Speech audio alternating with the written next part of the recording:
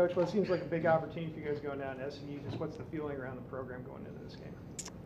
Yeah, good. Just it's a little bit of an odd week, just the way you get done and you got to prepare on a short week, and so their practice schedule's been different this week. Thought our kids have handled it great. We've taken a little bit off their bodies as far as the physicality of it.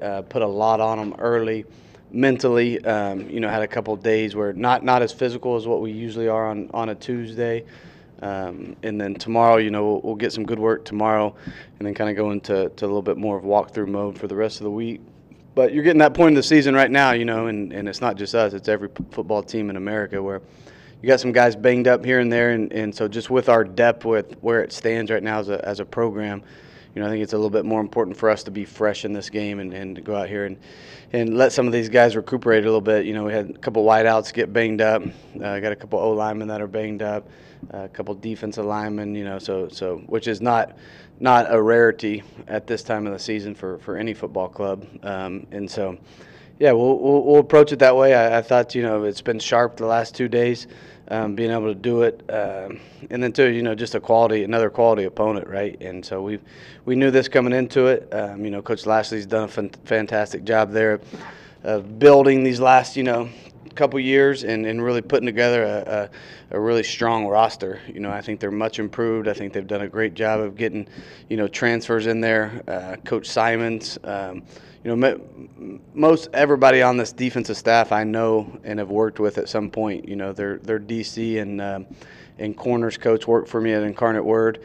And then, I think the world of both of those guys. Calvin Thibodeau's a guy I worked with at Houston, their D-line coach. And so, really respect these guys. Probably just from top to bottom, might be the most complete team when you look on paper of who we played. I think that they've been really good on offense, and then statistically, it's the best defense we played. They've just done a phenomenal. You look at some of their third down percentages that they're giving up defensively. Like less than 30%, I think. I got it written down somewhere. Yeah, so 28% on third down conversions that they're allowing, which is just phenomenal. So they're doing a good job of getting off the field, getting the ball back to their offense. I think the Preston Stone continues to develop on that side. They got playmakers at wideout. They got really fast running backs. They're super massive up front, offensive line wise. And so yeah, I think they've built this thing. And obviously they'll take a next step and move up a conference next year, and so this will be the last, hoorah kind of this deal in this conference, and so I think our kids are excited about that. They know the challenge at hand. Going on the road on a Friday is not ideal, and the first week of playoffs start in Texas, so I don't like that. Probably affect the crowd obviously. And so, hopefully in the future that we won't have to play any of these home games, on Fridays here just in Texas. Everybody travels so well with the high school support. So, yeah, I think you look at this team, just top to bottom, well coached, big, strong, fast, a lot of good. You mentioned you had a couple guys banged up. Where are you guys health-wise with like Fabechi, Rod, and all the rest of those guys? Yeah, day-to-day with a bunch of those guys. So this week, hopefully it's a blessing in disguise. We'll know game time, but we'll have a couple guys that don't get a ton of reps throughout the course of this week of practice, guys that we trust that have played, a significant amount of football this year, that we feel comfortable if we can get them ready to go physically by Friday night at 8. Is it 8 p.m.? Yeah, 8 p.m., which is late, so it gives us a bunch of time, even the course of that day to kind of continue to get them in the training room. We'll take a mobile training room with us and just to get, Ward and Burns and Fabechi back for this offense will be huge. Just kind of elaborate on what kind of effects that having this short of a week has on the team. Yeah, I think there's a bunch that goes into it, and I actually think I just told them after practice, I think so far they've handled it extremely well. And too, this is not foreign. NFL teams right now, they go all week now without playing with pads on in practice. It's just kind of how football's evolved over the course of time. And so, I think just mental reps are so important. But really the rest piece of it, I think, is more important for these guys. They're college students. They still have study hall. They still have class. They still have a lot going on. You know, our schedule has set up a little bit different for them this week. You know, we practice some days in the afternoon, some days in the morning, so it's kind of thrown us off a day preparation-wise. And so, yeah, I think throw that all on top of daylight savings, you know, and you know, I think everybody's just a smidgen tired right now just because of the time change. It gets dark early. You know, psychologically, I think it messes with your brain a little bit. So, but obviously, you know, they have to deal with the same thing. I mean, it's not something that's a circumstance that only we do. So we got to worry about what we can control this week. You know, come back tomorrow afternoon and have a great practice. You know, clean it all up on Thursday mentally and go out and perform at a high level Friday night. Coach, it's your first year here, but this SMU North Texas game has been played intermittently since like 1922. What are your thoughts on it kind of coming to an end after Friday night? Yeah, it just is what it is. There's a bunch of is what it is nows in college football, I think. You know, I mean, there's a bunch that we could sit up here and complain about. I could complain about. It's just not me. It's not my personality to sit up here and complain about what's kind of going on, you know, as far as, you know, I could sit up here and talk about the portal or NIL and all these things that have thrown a wrench into it, and conference realignment. You put everything kind of, and everything's been stirred up. Like, it's just different now. It is what it is, and so yeah. I mean, I think that they kind of have been trying to do this for some time, and they've done a great job of trying to build up their NIL stuff over there to show that they can put together a good roster and survive at the next level and make the jump up. You know, obviously they have the funds to do it the way that they did, which is, you know, something that's, you know, I guess never been done before, and so. So kudos to them, you know, and so obviously, you know, just being right across the street and being so close in proximity, I think it's a cool little rivalry. I wish I would have had more time, you know, to kind of see this thing and be able to continue to play it and be a part of some of these great games. But yeah. Is what it is. I had no calls. You know, the president of SMU forgot to call me when they were deciding to go to the Power 5 levels, and so I had no call on that. But yeah, I'm excited to at least get one shot at it. You mentioned a little bit about conference realignment there. Obviously, you played in the, you know, regional Big 12. Things are going the way things are going. It's just going away from kind of regional-based conference. So it's just, what do you think about that, and just kind of what effect does that have? Yeah, I mean, I think it's a way to get to end goal. You know, I think in 5 years you'll see it shift back, and whether that has to do with you know, the Power 5 being a part of the NCAA or not, you know, I think it'll kind of break off. There's just not a model that works right now that says, hey, these kids, you know, aren't employees anymore. I mean, it's just not. I mean, everybody knows what's going on. Everybody sees it. They see how they're building these rosters. And not that it's perfect science. I mean, I think there's a bunch of teams out there that, you know, are paying a lot of money for a team that, you know, they're not reaping the benefits of winning football games. And so there's so many dynamics that go into building a culture, that go into building a roster.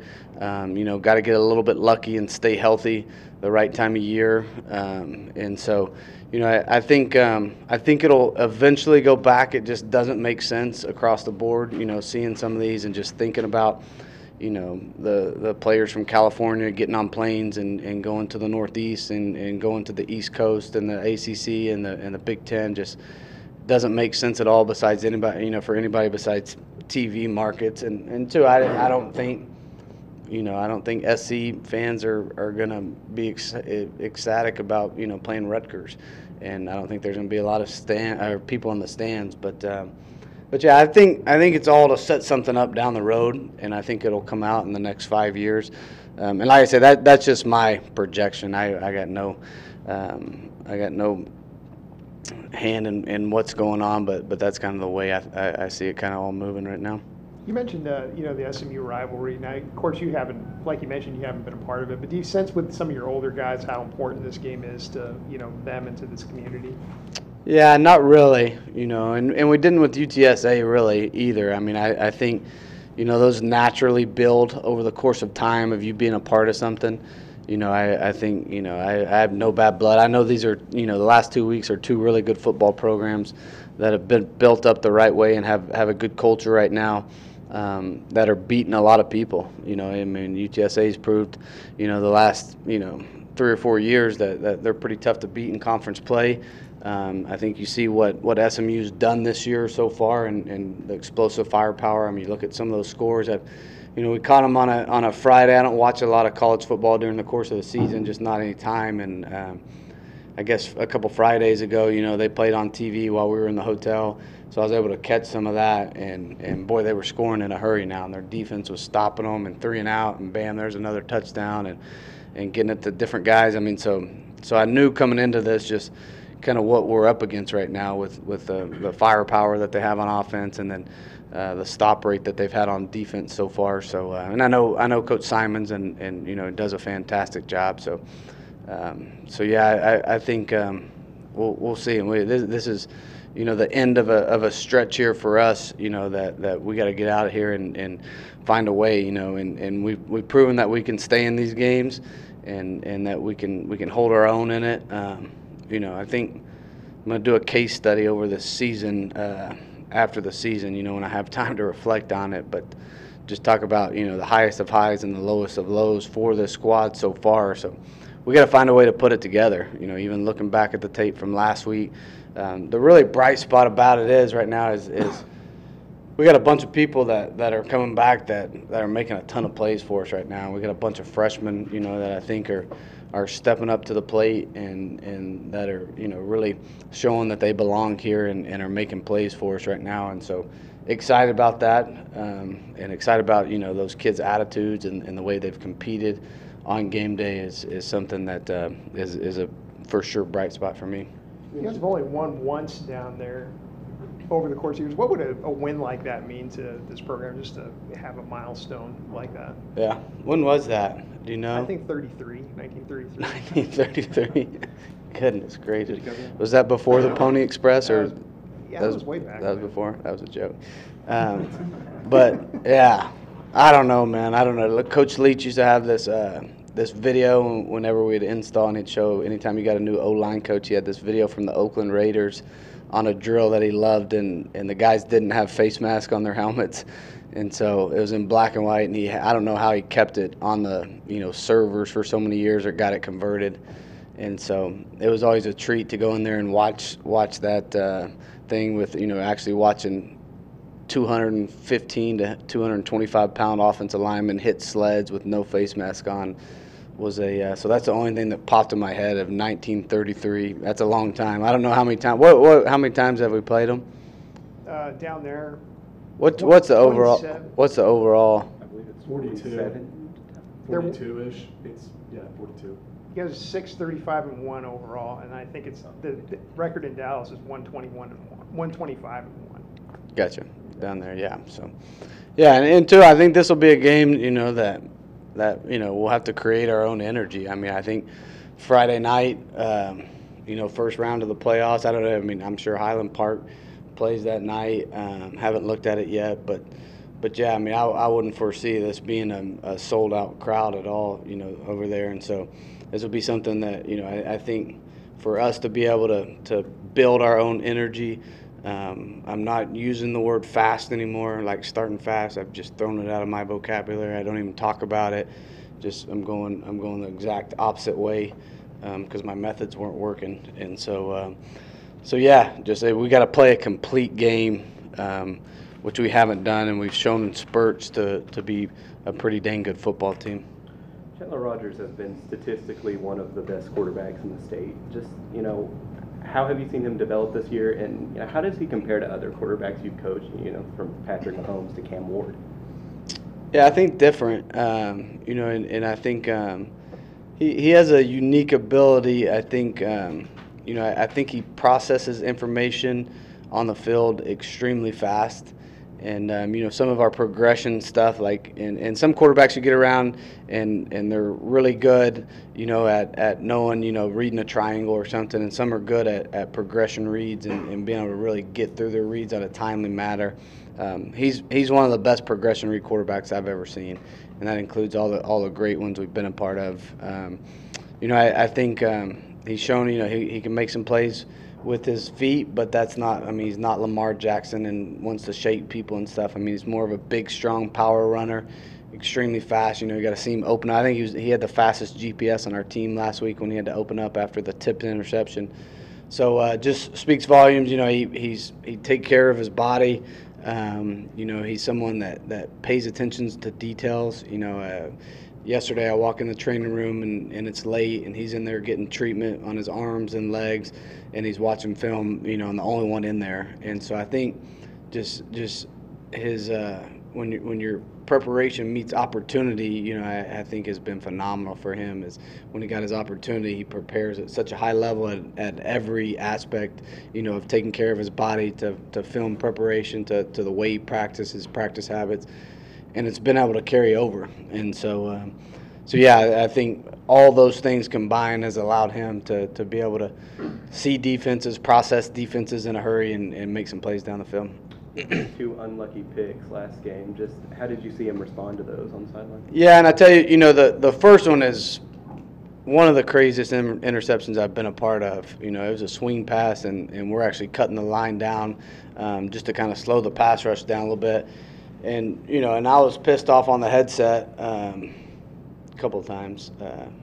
I've been animated here lately. I need to control my emotions a little bit better. But and so it was actually, you know, I thought it was the DN. I've seen the DN, you know, obviously everybody sees a swing pass, a DN come and bat it down, and bad things happen from time to time. But it was actually the interior lineman that we missed on a cut block, and it was an interior lineman that got there and batted it back to a DN.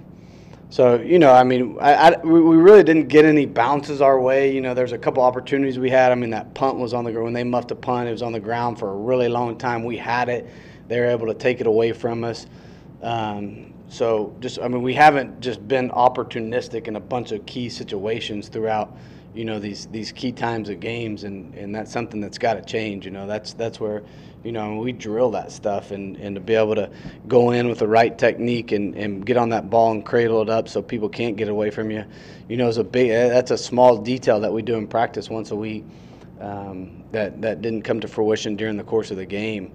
And so yeah, I mean, just so many things have to tighten up. But yeah, that one, and then the other one, I thought, you know, they had a big long guy that made a good play. We had, you know, marched the ball down, and we were going extremely fast, and and a couple different, you know, with a good team like that, like I think, you know, they were able to take advantage of our miscues more so than us was a big part of our last game. And so, you know, there's a couple really big drives that we have, you know, and to drive it down and fumble, you know, inside the 5-yard line there early was huge. For us to drive it down again and to get another deflection and then a drive starter. So, you know, for the third quarter was bad for the offense, and it was mainly, there's a couple of just weird things that happened there to us, and a bunch of that's because they're good players and they're aggressive and they kind of put your feet in the fire a little bit, but yeah, we have not been opportunistic on a couple of ways. You know, some of these little breaks have gone through the course of some of these close games, which is why we've lost a bunch of one-score games. And that's just a fact. You know, I tell the kids all the time, the truth's the truth. It's not supposed to make you feel good or bad. So when we talk about it, you know, to take emotions out of the truth is tough in football sometimes, but you just got to do it to get better. You mentioned after the game that you're going to talk to your defensive staff a little bit about where you guys stand up there. What were the outcome of those conversations? What did you see? Yeah, the tale of two halves, boy. I tell you, like, and we played a little bit more base defense, and we played a bunch of 3-down base defense, and which, you know, obviously it shows that it can be done. I mean, they ran the same plays that they ran in the first half. We read our keys faster. We were more aggressive. Our safety fits were fantastic. You know, and just thinking, I mean, I think Evan Jackson and Javen Anderson played extremely well in the second half, and we're able to make some of those plays we couldn't in the first half. And so some of the same things showed up. I mean, we had some people in the first half on some of the same things that, you know, we had a couple of the same plays where, you know, they're 40-yard runs because we missed a tackle that would have been a 1-yard run, and we made those plays in the second half. I thought we didn't hesitate. The biggest issue is we didn't hesitate near as much in the second half, so that's what we have to get fixed. Were all the calls perfect? No. And is anybody ever going to call a perfect game? No. And so just knowing the fact that, we don't have, an eraser right now, and to be able to settle in early is going to be key for us. Like, it's just something we're going to have to do, or we'll continue to get the same results. But, that was as mind-boggling of some stats as I've seen in a while, as far as just their yardage, total yardage in third downs, first half to second half. And so yeah, it wasn't, we didn't go in and draw up on the magic erase board, exactly this crazy scheme change that we did, or changed to a different front or anything like that. We played faster, we read our keys, we tackled better, and those are pretty dang important in playing good defense. I know it's like beating a dead horse, but y'all are still last in the FBS statistically in a few categories. What is it going to take to turn it around against this really explosive, high-powered SMU offense, especially in the first half?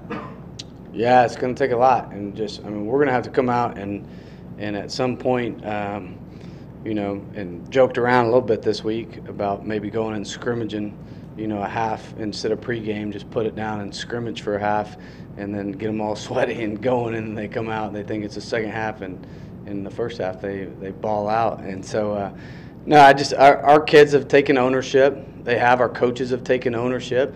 You have to, like, in this point in the season, and we have what we have, and I think what we have is good enough, and we've proven that. Like, I'm not one time, swayed from not believing in this team or these coaches, and nor will I do that. And so we got to get those things corrected. And two, offensively. I think, if you're going to want to stay in some of these games, and you can't just bank on having a lot of yards and drive it down and kick field goals, or drive it down and turn it over in the red zone. Like, those are all huge things. We're talking about, the 2 field goals we kicked on 2 great drives, and the 2 turnovers in the red zone. That's 28 points like that.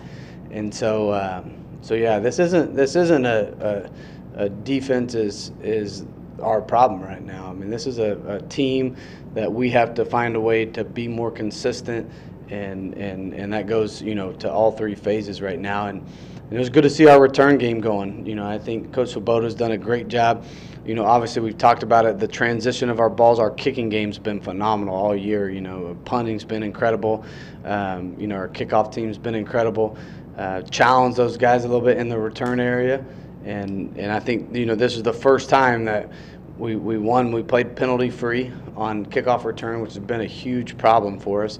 And then our guy, we went back to the basics, and we didn't even really we worked just a bunch of single blocks and defeating your man, and took the scheme out of it a little bit.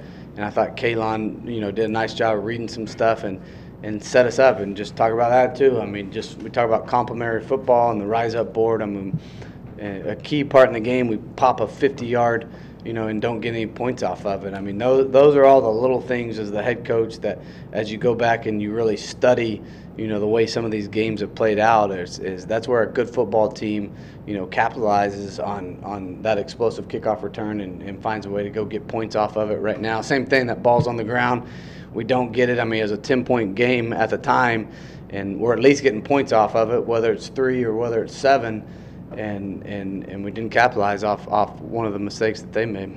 Just one last thing. Preston Stone went out of that last game for SMU. Do you guys have to prepare for both quarterbacks, or do you have an inkling of where that's I think so. I think their backup's good. I remember watching him at South Oak Cliff and looking at his body's changed.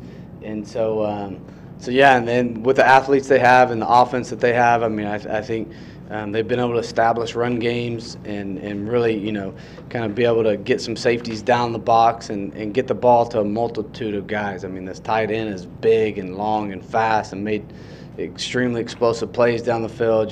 Got their great little slot receiver that's transferred from Rice. They got speed on the outside. And so yeah, I think, we'll prepare for both of them, not knowing kind of with how the game ended.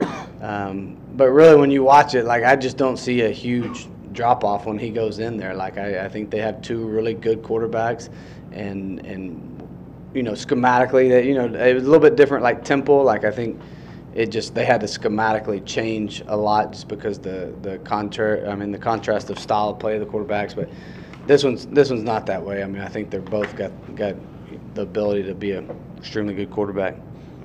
Thoughts on playing SMU? It's a big game for us. We still got to win out, so I think it'll be a great challenge for us. They're a good team, but I also think that if we just do what we're supposed to do, it'll be a great game and we can come out with the win. This kind of looks like one of the last times y'all are going to get to play SMU for a long while. Just what has this rivalry meant to you while you were here, and just kind of what's it like going in? Well, they got the best of us since I've been here, and so like we know that it's the last time, and we gotta go out with a bang. So we know that coming into the game, they don't respect us, and so we gotta go in fighting, playing with a chip on our shoulder, and it'll be a good game. You don't think they respect you guys? I don't believe so. What makes you feel that way? I mean, they're winning right now. They got a good record, We just know that nobody really in this conference respects us for real, so we just got to go out and play together. Does SMU kind of feel like a rivalry for y'all because they're so close to y'all in proximity? Yeah, definitely, and it's a lot of connections between players from the same area, so it's definitely a rivalry, I believe so. And they've gotten the best of us, but it don't mean we can't get them either. A lot of these regional rivalries are kind of disappearing with realignment in the country and all that. So just what are your thoughts on that, and how important are these regional rivalries? They're definitely important. It definitely makes the games, puts a bigger impact on the games, I believe. But yeah, it sucks that it's the last time, but we just gotta. Whoever's on the schedule, we just got to play, whether it's a rivalry or not. What do you remember from some of the SMU games you've played already? Last year, I know it was my first start last year because I didn't get to start the first game, and they got the best of us. They got the best of me too. So that's really And then 2021, we had them in the first half, and then they took off on us on the second half. So we always been right there, I believe, and we just never got over the hump against SMU. So this year it's got to be different. Facing one of the better quarterbacks in the conference, and Preston Stone, just what have you seen out of him? He's good. He's good at extending plays, and he's got good accuracy, and they got some good receivers out on the outside. So it's gonna be a challenge. It's pretty comparable to y'all's own quarterback, Chandler Rogers. Do you see any similarities there? Definitely, they're both pretty mobile. They both got great receivers on the outside, and they both got good accuracy, and they don't make mistakes really. So that's really what I see. Just playing Rogers in practice kind of prepare y'all for that. Definitely, he's the best quarterback in the conference in my opinion. What do you guys need to do to just maybe turn it around a little bit defensively? We got to start fast. I mean, obviously that's been the problem these past 3-4 games, and we know that if we do half of what we're supposed to do in the first half, it'd be a whole different situation this season. So that's really the focus this week, is starting fast and not getting behind like we have been. Where are you guys mentally as a team at this point, after losing 3 of them?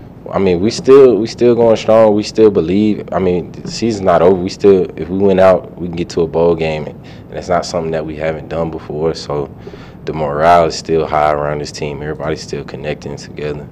Heard a couple of players mention how y'all came back from 1-6 in 2021. Just what kind of parallels does this season draw to that one? Well, our backs was against the wall, and just like this year, our backs are against the wall. So we know that it's going to be tough, but it ain't nothing that we can't do or that we can't handle, and that we've done it before, so why can't we do it again? SMU's been able to produce a lot of NFL wide receivers, and they still have a good crop this year. What have you seen from them? What do they possess that you have to defend against this weekend? Their speed. They're definitely some fast receivers.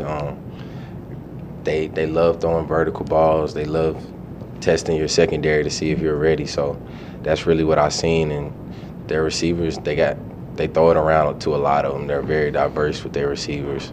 So that's what I've seen. You feel like you guys get tight in these games against SMU, or maybe don't play your best? You said it again? You feel like you guys have gotten tight in the past in these games against SMU, or maybe not played your best? Definitely haven't played our best. I don't think we get all tensed up. I just think that, like I said, 2021, we were right there. And then it was just a couple plays. And like last year, it was some big plays that we gave up that came with the outcome of the whole game. So that's really what it is. You guys have only won once down there, and it was way back in the 30s. What would it mean to you guys to win this game down there at SMU? It'd be big. I mean, we just want to win. You know what I'm saying? Whether it's here or in Dallas, we just want to win. Who do you think wins in a fight, the logo on the background or the logo on your sweatshirt? This one. I like this one, for sure. All right, Blair, so how have you guys bounced back from last week's game? It's a very quick turnaround, so we just went over some plays, had some good walkthroughs and stuff, and just stay positive. Just, you know, it's been 3 kind of rough games in a row. Just how has the team kind of responded to that? Surprisingly, we've just been positive and just keep pushing. You know, we want to work on some things. One of the key words I've heard a lot throughout these 3 weeks are just consistency throughout everything, because we just got to put a whole game together. So it's been pretty positive, though. You guys seem to have shown a lot of depth at wide receiver this year. How much has that helped you guys just to be able to run different guys in there and have them be productive? It's helped a lot, honestly. Offensive-wise, it's just like you don't know who's going to go off when. So it's been pretty unpredictable, but it keeps the defense guessing. So it's been pretty good. On the end zone last game, just how did that feel?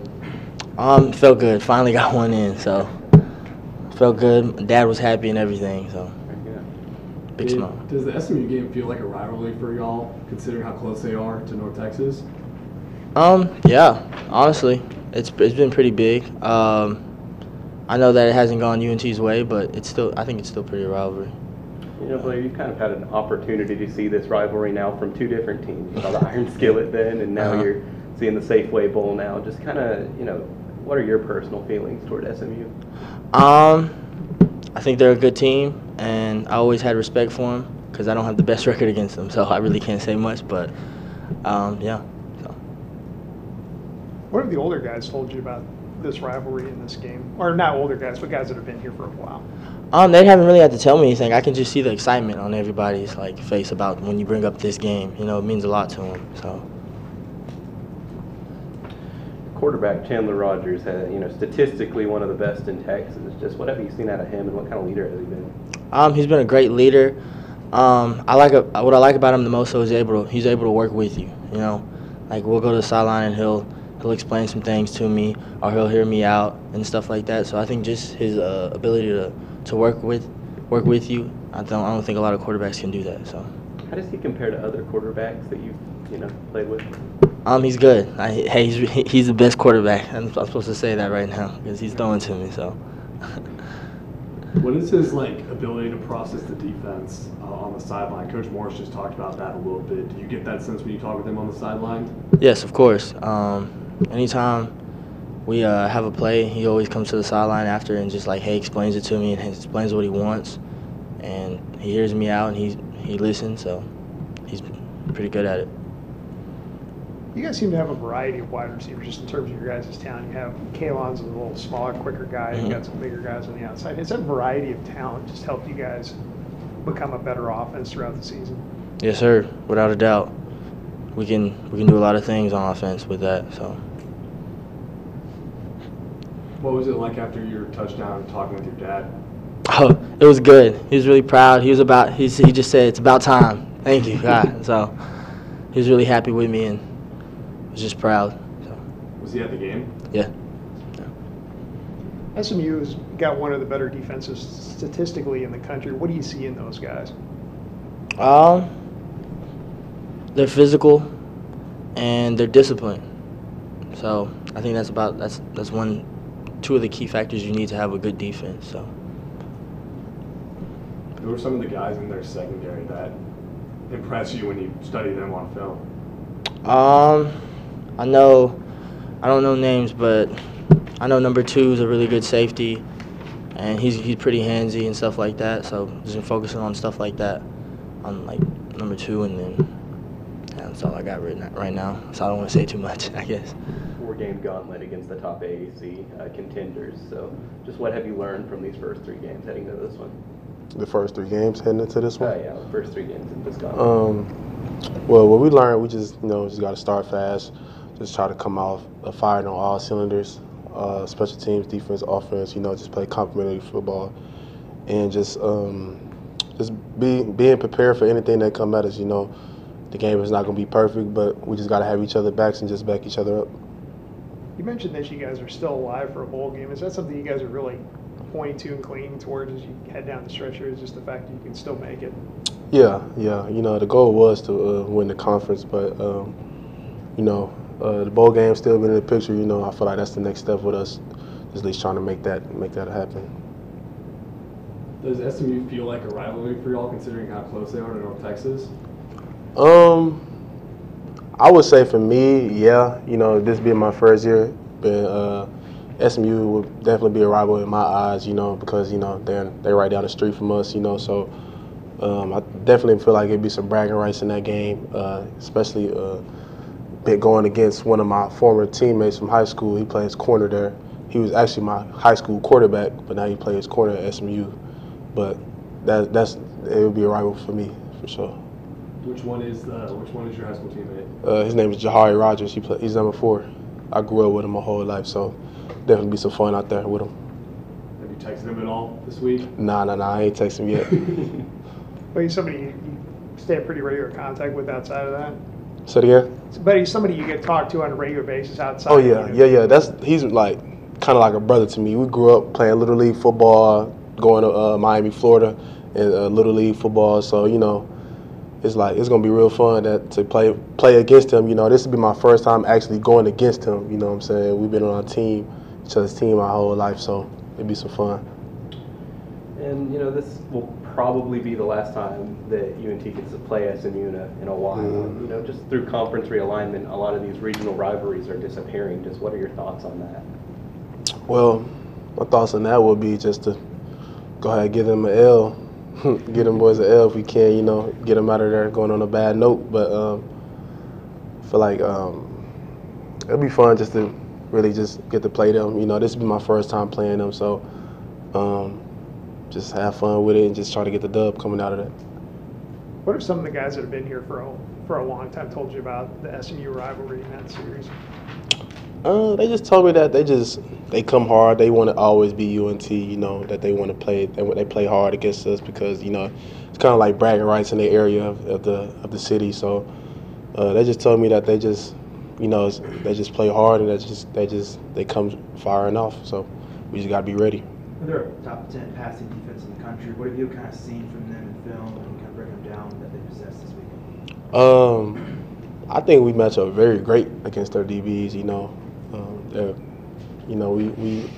The offense we run is an explosive offense, and the defense they run, which is like a cover 3 base defense. I feel like we can have a lot of explosive plays, if we just do what we're supposed to do and just win our one-on-one matchup. So the receiver room is looking forward to just making plays and just staying ready. What would it mean to you guys to win this one? It would mean a lot, honestly. It would mean a lot, we've been in a lot of close games these past weeks, and it doesn't just sit right with us just barely coming out like just one possession games we losing by. A lot of these games we feel like we should have won. So it would do a lot for us, to be honest with you, man. It would just give us a lot of momentum that we've been needing for a while, and just bring the morale up around them, around the locker room and the team. So.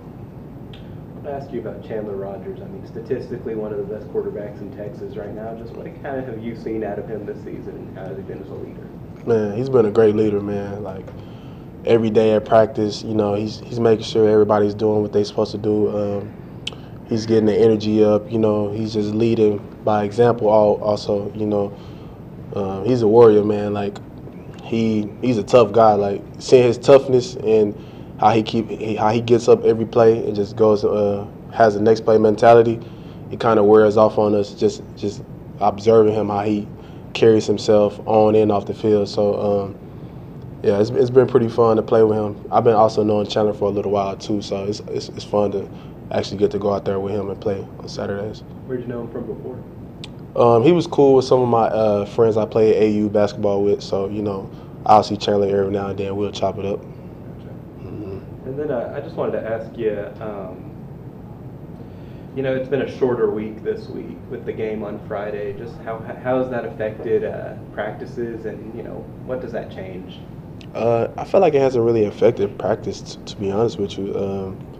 The coaches have been doing a great job of taking care of our bodies and just making sure we're mentally locked in. We put in some new plays, and we've just been making sure we're good on those plays, and we're ready to come out and execute those plays on Friday. I have a lot of guys. Oh, go ahead. I would say our bodies we're feeling good. It's a quick turnaround, but our bodies are feeling good, so we're ready to go. Had a lot of different wide receivers kind of step up and have big games this year, at least contribute. How much has that helped your guys' offense? What, with the wide receiver room stepping with up? just being so deep and having so many different guys step up at different times of the year. Yeah. I feel like we're a pretty deep wide receiver room, to be honest with you, man. Receiver is really about I feel about how you get in a groove of things, and we just always try to stay ready in practice just when our number is called, because I feel like from our ones to our threes, we have playmakers all around. So we just try to stay ready, man.